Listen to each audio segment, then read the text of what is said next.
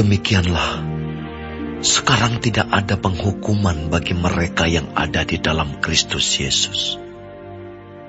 Roh yang memberi hidup telah memerdekakan kamu dalam Kristus dari hukum dosa dan hukum maut. Sebab apa yang tidak mungkin dilakukan hukum Taurat, karena tak berdaya oleh daging, telah dilakukan oleh Allah. Dengan jalan mengutus anaknya sendiri dalam daging, yang serupa dengan daging yang dikuasai dosa karena dosa.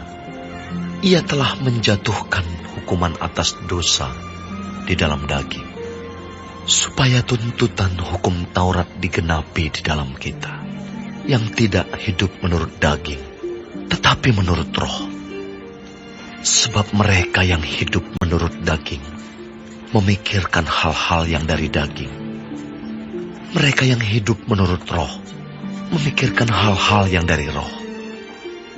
Karena keinginan daging adalah maut, tetapi keinginan roh adalah hidup dan damai sejahtera.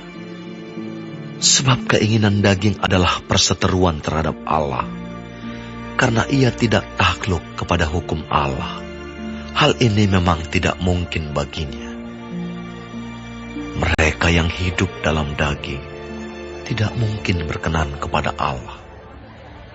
Tetapi kamu tidak hidup dalam daging, melainkan dalam roh, jika memang roh Allah diam di dalam kamu. Tetapi jika orang tidak memiliki roh Kristus, ia bukan milik Kristus. Tetapi jika Kristus ada di dalam kamu, maka tubuh memang mati karena dosa, tetapi roh adalah kehidupan oleh karena kebenaran. Dan jika roh Dia yang telah membangkitkan Yesus dari antara orang mati diam di dalam kamu, maka Ia yang telah membangkitkan Kristus Yesus dari antara orang mati akan menghidupkan juga tubuhmu yang fana itu oleh rohnya yang diam di dalam kamu. Jadi, saudara-saudara, kita adalah orang berhutang, tetapi bukan kepada daging, supaya hidup menurut daging. Sebab, jika kamu hidup menurut daging, kamu akan mati. Tetapi jika oleh roh, kamu mematikan perbuatan-perbuatan tubuhmu, kamu akan hidup. Semua orang yang dipimpin roh Allah adalah anak Allah. Sebab kamu tidak menerima roh perbudakan yang membuat kamu menjadi takut lagi. Tetapi kamu telah menerima roh yang menjadikan kamu anak Allah. Oleh roh itu kita berseru, "Ya Aba, ya Bapa." Roh itu bersaksi bersama-sama dengan roh kita bahwa kita adalah anak-anak Allah. Dan jika kita adalah anak, maka kita juga adalah ahli waris. Maksudnya, orang-orang yang berhak menerima janji-janji Allah, yang akan menerimanya bersama-sama dengan Kristus, yaitu jika kita menderita bersama-sama dengan Dia, supaya kita juga dipermuliakan bersama-sama dengan Dia. Sebab aku yakin bahwa penderitaan zaman sekarang ini tidak dapat dibandingkan dengan kemuliaan yang akan dinyatakan kepada kita. Sebab dengan sangat rindu, seluruh makhluk menantikan saat anak-anak Allah dinyatakan. Karena seluruh makhluk telah ditaklukkan kepada kesia-siaan, bukan oleh kehendaknya sendiri, tetapi oleh kehendak Dia yang telah menaklukkannya. Tetapi dalam pengharapan, karena makhluk itu sendiri juga akan dimerdekakan dari perbudakan kebinasaan dan masuk ke dalam kemerdekaan kemuliaan anak-anak Allah.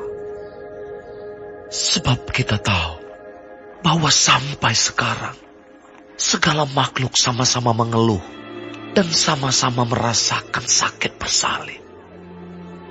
Dan bukan hanya mereka saja, tetapi kita yang telah menerima karunia sulung roh, kita juga mengeluh dalam hati kita sambil menantikan pengangkatan sebagai anak, yaitu pembebasan tubuh kita.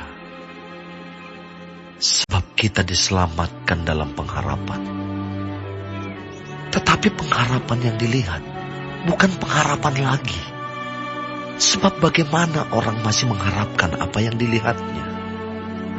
Tetapi jika kita mengharapkan apa yang tidak kita lihat, kita menantikannya dengan tekun. Demikian juga roh membantu kita dalam kelemahan kita. Sebab kita tidak tahu bagaimana sebenarnya harus berdoa. Tetapi roh sendiri berdoa untuk kita kepada Allah dengan keluhan-keluhan yang tidak terucapkan. Dan Allah yang menyelidiki hati nurani mengetahui maksud roh itu, yaitu bahwa ia sesuai dengan kehendak Allah berdoa untuk orang-orang kudus. Kita tahu sekarang bahwa Allah turut bekerja dalam segala sesuatu untuk mendatangkan kebaikan bagi mereka yang mengasihi Dia, yaitu bagi mereka yang terpanggil sesuai dengan rencana Allah. Sebab semua orang yang dipilihnya dari semula, mereka juga ditentukannya dari semula untuk menjadi serupa dengan gambaran anaknya, supaya ia, anaknya itu, menjadi yang sulung di antara banyak saudara. Dan mereka yang ditentukannya dari semula, mereka itu juga dipanggilnya. Dan mereka yang dipanggilnya, mereka itu juga dibenarkannya. Dan mereka yang dibenarkannya, mereka itu juga dimuliakannya. Sebab itu, apakah yang akan kita katakan tentang semuanya itu? Jika Allah di pihak kita, siapakah yang akan melawan kita? Ia yang tidak menyayangkan anaknya sendiri, tetapi yang menyerahkannya bagi kita semua. Bagaimanakah mungkin ia tidak mengaruniakan segala sesuatu kepada kita bersama-sama dengan Dia? Siapakah yang akan menggugat orang-orang pilihan Allah? Allah yang membenarkan mereka. Siapakah yang akan menghukum mereka? Kristus Yesus yang telah mati, bahkan lebih lagi, yang telah bangkit, yang juga duduk di sebelah kanan Allah, yang malah menjadi pembela bagi kita. Siapakah yang akan memisahkan kita dari kasih Kristus? Penindasan atau kesesakan, atau penganiayaan, atau kelaparan, atau ketelanjangan, atau bahaya, atau pedang. Seperti ada tertulis, oleh karena engkau kami ada dalam bahaya maut sepanjang hari.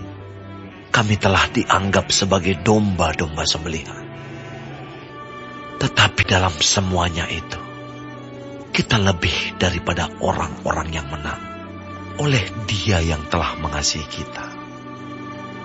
Sebab aku yakin bahwa baik maut maupun hidup, baik malaikat-malaikat maupun pemerintah-pemerintah, baik yang ada sekarang maupun yang akan datang, atau kuasa-kuasa, baik yang di atas maupun yang di bawah, ataupun sesuatu makhluk lain, tidak akan dapat memisahkan kita dari kasih Allah yang ada dalam Kristus Yesus, Tuhan kita.